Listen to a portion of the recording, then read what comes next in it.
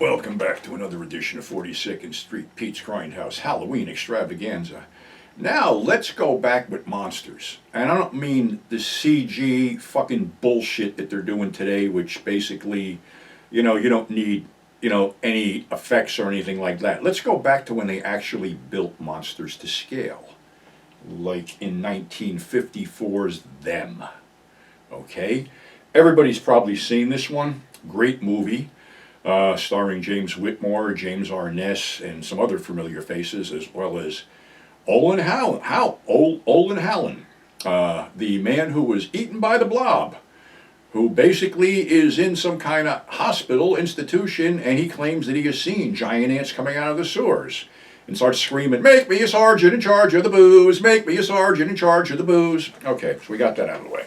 But anyway, it starts out with this girl walking through the desert, almost in a coma, and is picked up by two state troopers who find her parents' camper destroyed, the whole thing ripped open, and them missing. So then they drive further down the road and find the general store in the same condition, with the proprietor laying in the basement, all bloody, with his back broken and his gun bent in half. So one cop stays there to sort of secure the scene while James Whitmore takes the girl to the hospital, or wherever they're going. And all of a sudden, the cop hears some kind of weird noise, goes out behind the store, empties his gun and screams, and then we segue to these two scientists coming in, a father and daughter scientist team, who think there's something really amiss here but aren't telling anybody, and they go out to the desert, and they basically find traces of something going on and a footprint, and they hear the same noise that the cop heard, and the woman scientist is looking for something when all of a sudden this giant ant shows up. And they have to shoot the giant ant. The only way to kill it is to shoot their antennas off.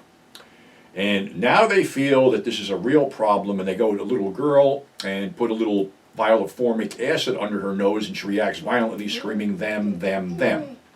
Well, all right, now they have to basically find the nest of these ants, because this is imperative. These ants are, created by a nuclear test. And they do find this huge anthill, and a giant ant is coming out of it. And this is one of the most chilling scenes in the movie. It comes out with a human rib cage in between its mandibles and drops it outside the mound, and it rolls down the joint, a pile of human skulls and bones. So obviously the ants are eating people. So they basically try to nuke the nest, and they do, but then they find out that the two queens have flown off, and that's bad news. One queen winds up on some kind of a ship, and there's a horrible scene there where all the crew members are being decimated by these ants and killed, and basically I think they had to blow up the ship. The other one, like I said, all of a sudden, it's in the sewers of Los Angeles, and this one guy took his kids down there to fly a kite or do something, and the kids are now trapped in these sewers with these ants rampaging. And basically James Whitmore gives his life to get the kids out, and the ants are finally destroyed. There's probably a lot of extras on the DVD and the Blu-ray. These ants were built to scale. I don't know how many of them, but these basically were built to scale. And this is one of those 50s movies that still holds up today, and there's no need to remake it. I think they already tried this Empire of the Ants shit with Joan Collins, which was fucking terrible. But there's absolutely no need to remake a movie like this. The other one, from 1957, was a cool little film called The Monster That Challenged the World, starring former Cowboy star Tim Holt as a naval commander and Hans Conried as a scientist. And there's something going on in the Salton Sea, and somebody had parachuted in there and was missing, and they send a couple people out to check it out, and one of them disappears, and the other one, you just see the shadow of a creature appear on him, and he's found dead on the boat, basically a fright.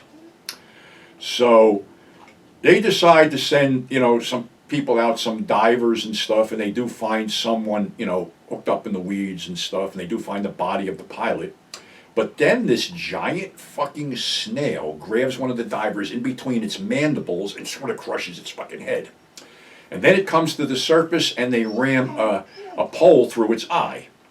Well, it seems there's a shitload of these things that have been waking up by the earthquake under the Salton Sea. And now there's all these shells and eggs and stuff like that. So they basically have to go in there and dynamite it. But of course, one of them gets out and some mayhem, and they're trying to close these locks, and one of them gets killed in a lock.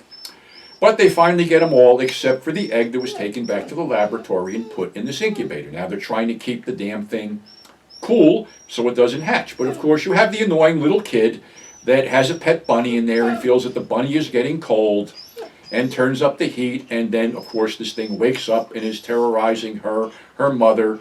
And basically they have a battle and they pretty much kill it at the end, and it's covered with all this gunk and slime and shit like that.